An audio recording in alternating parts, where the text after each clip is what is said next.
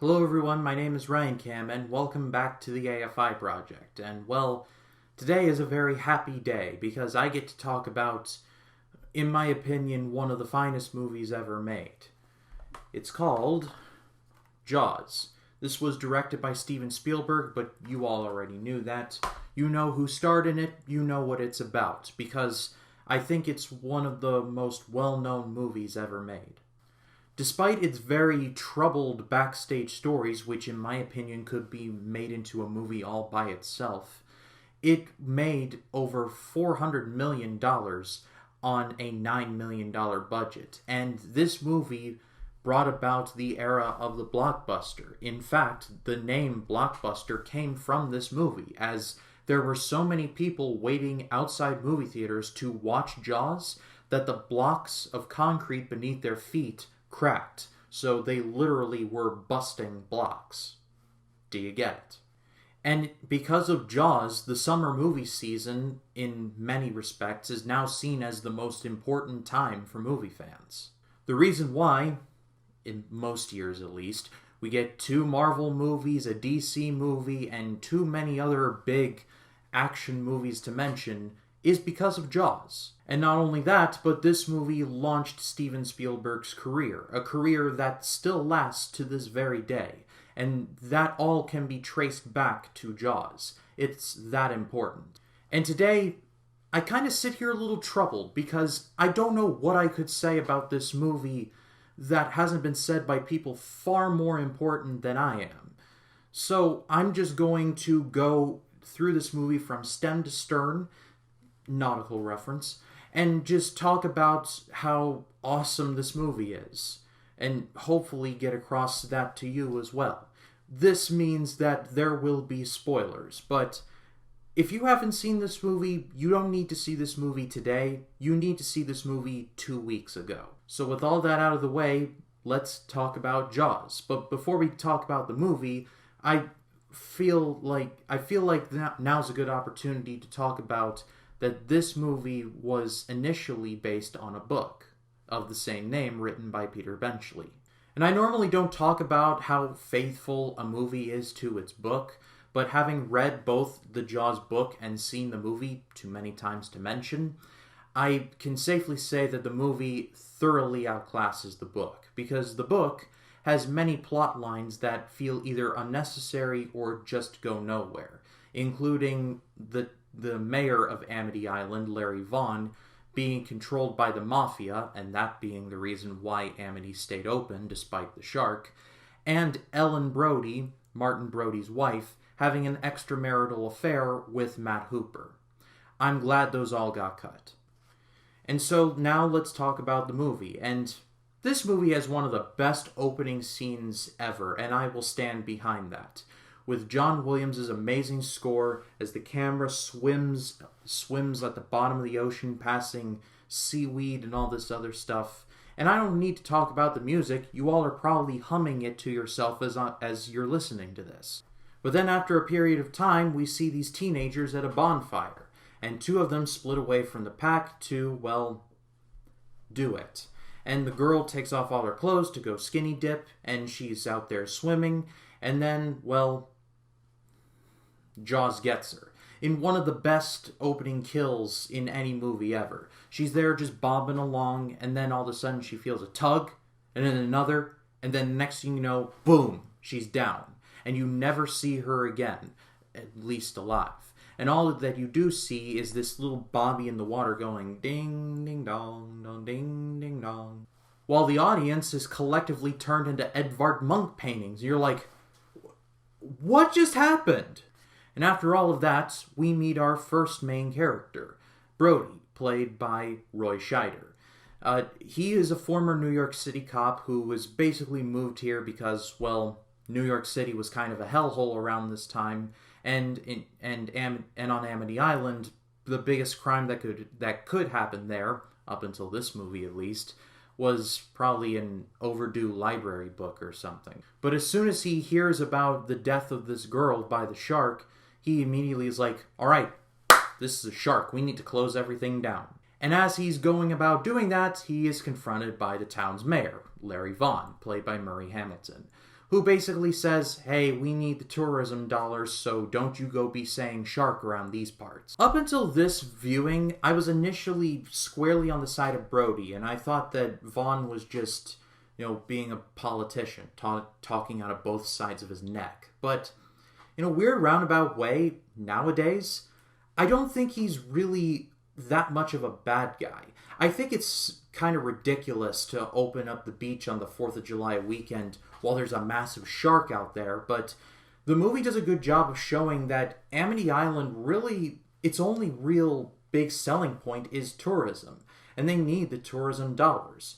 I live in Florida. It's a big tourism state, so while I think it's kind of short-sighted to keep the town open, I do understand why he did it. I don't think he is as cruel a bad guy as I thought when I first saw the movie. But despite his better judgment, Brody just rules the girl's incident as a boating accident, and things seemingly move on.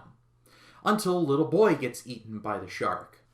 And after this all happens, now things start to get a little more serious as the city fathers and everybody comes in and tries to figure out what the hell they're going to do. And as everyone's trying to get a voice, Brody's trying to say we're going to close everything down, Vaughan's saying only 24 hours, everybody's just losing their minds. Throughout the din of chaos, you hear nails on a chalkboard. And in one of the best character intros of all time, we meet our second main character, Quint, played brilliantly by Robert Shaw. Up until this point, Shaw had pretty much been known for being the main bad guy in From Russia with Love, and as Henry VIII in A Man for All Seasons. But this is by far and away his most famous and his best role. You can tell immediately that he is a guy who beats to the beat of his own drum and walks at his own pace, even in how he speaks. You all know who I am. You know how I make my living. It's a bad fish. And he basically says, if you pay me 10 grand, I'll take out the shark for you. And like the politician that he is, Vaughan says, we'll take it under advisement. If I were in his shoes, I'd say, we'll pay you 100 grand, just kill the thing. But again, these things are complex, so what do I know? But when the news gets out that there's a shark in Amity Island, every hunter from New York City to East Jesus Nowhere converges on Amity Island to try and kill this thing. Well, through the chaos, we get introduced to our third main character, Hooper, played by RichardDreyfuss. He is the most knowledgeable of sharks of the three main characters. And, well, as soon as he sees the girl's remains, he takes one look at them and basically says, boating accident? And then takes a quote from one of our foremost philosophers, Al Borland. I don't think so, Tim. And Hooper basically concludes that, yeah, this was no boat. This was a shark, and a big one. And so they try and tell the mayor. He doesn't want to listen. And then one of the best scenes of the movie happens, where the little boy's mother walks up to Brody, slaps him in the face, and says, my boy is dead because of you. And it's just brutal stuff. And Brody's deputy is like, it wasn't your fault.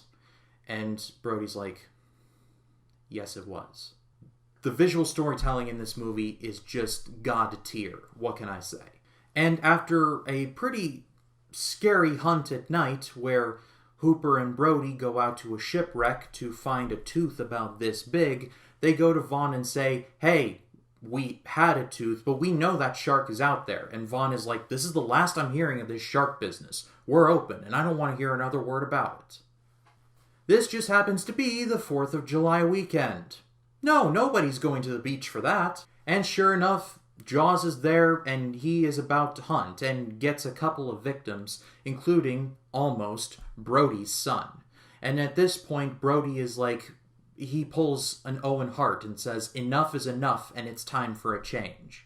He goes to Vaughan and says, Vaughan, sign this. This is going to give me the authorization to pay Quint to kill that thing.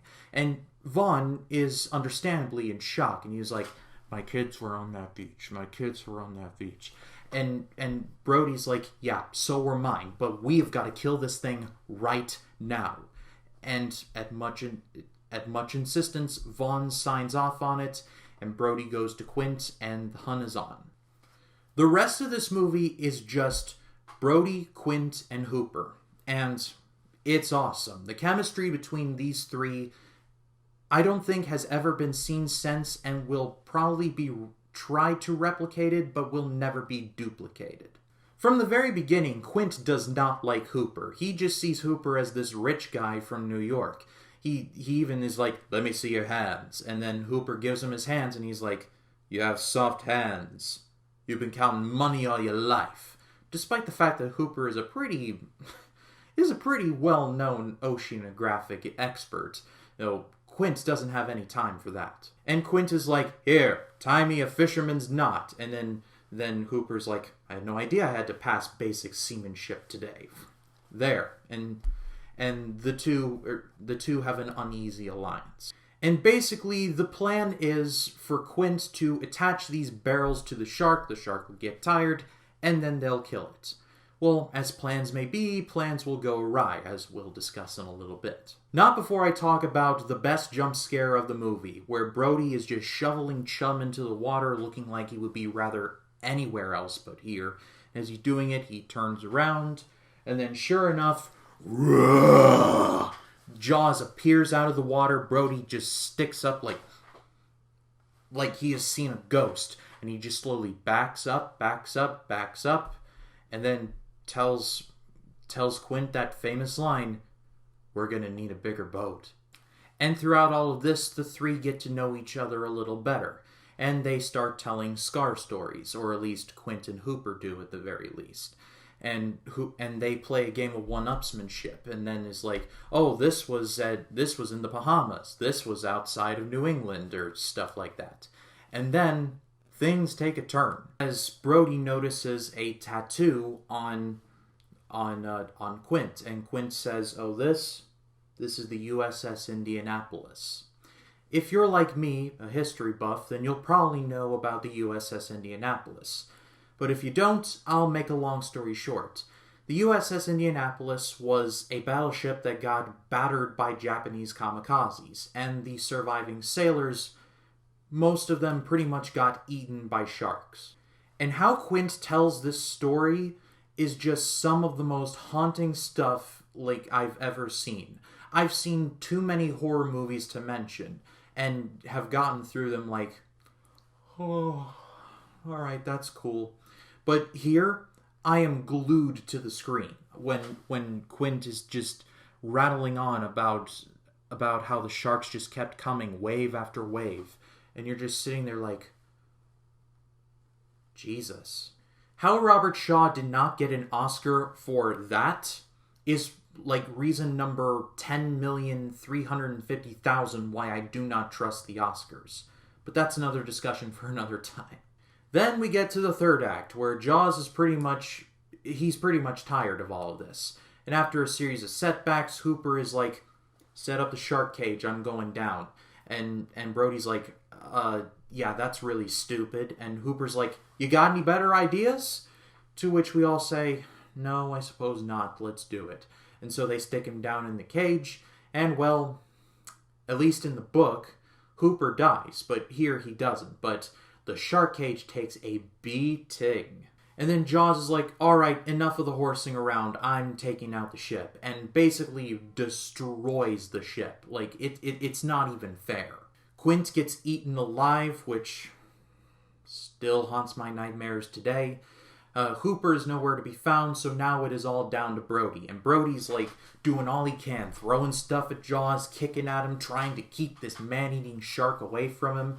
And then he throws an oxygen tank at him, climbs up to the very top of the ship, finds a gun, cocks it, aims it, drops the famous line, smile you son of a, pulls the trigger, and then boom! Jaws dies and sinks to Davy Jones's locker. I'm honestly not doing that part justice. You need to see it for yourself if you haven't.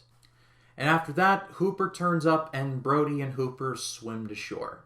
I feel like I've rattled on a lot of plot about this movie, but honestly, that's about as best as I can do when talking about Jaws, because this movie has pretty much been lionized. It lives in that rarefied air where literally everyone who stumbles upon it absolutely loves it, and people who have seen it a million times want to watch it a million more.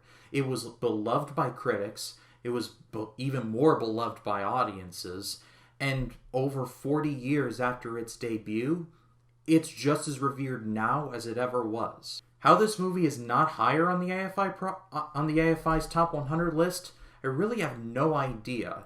But I think in terms of no matter what metric you look at, monster movies, summer movies, blockbusters, action movies, whatever you want to look at, this has to be either near or at the top of every one of those lists. I think it's one of the finest movies ever made.